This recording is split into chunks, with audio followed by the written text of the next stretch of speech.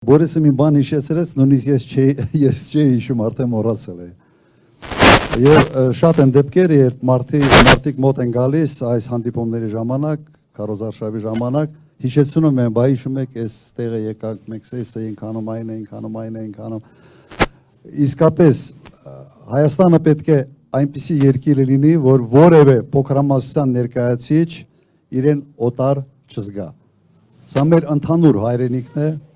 այսպես կոչված ասում են, տիտուլային ազգությունը դա Հայաստանն է, հայերն են, բայց Հայաստանը բոլոր Հայաստանում ապրող ազգային փոքրամասնությունների հայրենիքն է ևս։ Եվ սա պետք է արտահայտված լինի պետության հստակ քաղաքականությամբ։ Ժողովուրդ ջան, կա ևս մեկ հանգամանք եւ ինչպես է ընդհանրապես դրսևորվում որոշակի դիսկրիմինացիա։ Կարող է օրենքները ամեն ինչ գրած լինի, բայց տնտեսական քաղաքականությունը, բյուջետային միջոցների բաշխվածությունը, սուբսիդավորման քաղաքականությամբ այնուամենայնիվ կառավարությունը փորձի որոշակի խտրականություններ դնել։ Ասում եմ ձեզ միանշանակ, չի եղել իմ կառավարման տարիների ժամանակ որևէ խտրականություն բյուջետային միջոցների սուբսիդավորման, սուբվենցիաների բաշխման գործում։ Միշտ նայել եմ նույնանման,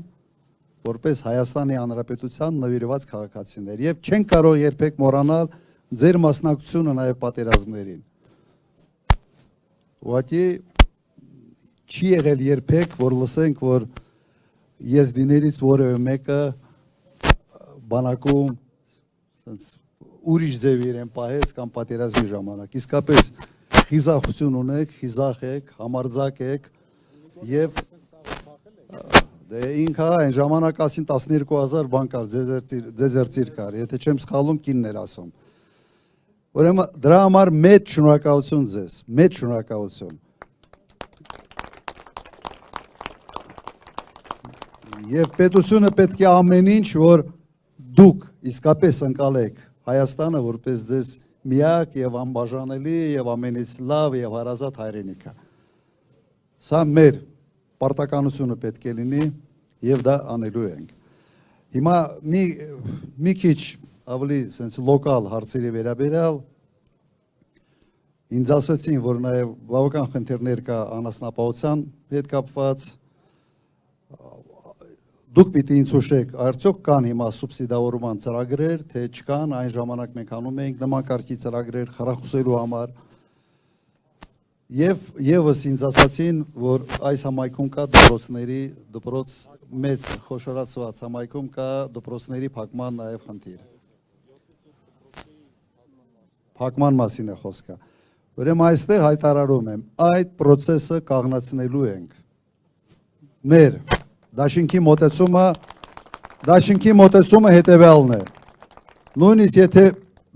եթե գյուղում կա 5 երեխա, այդ գյուղը պետք է ունենա դպրոց։ Հենց դպրոցը գյուղից հանեցիր,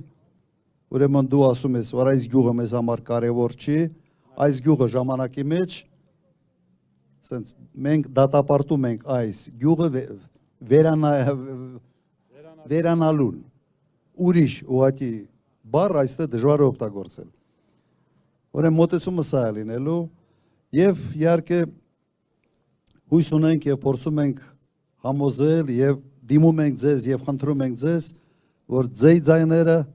տակ հունիսի 7-ին Հայաստան դաշինքին։ Ընդունում եք սա։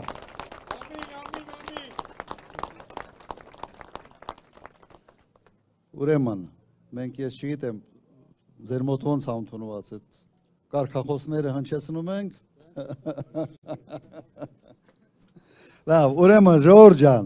միասին կարող ենք։ Միասին կարող ենք։ Միասին կարող ենք։ Ուրեմն հունիսի 7 համար 17։ Հունիսի 7 համար 17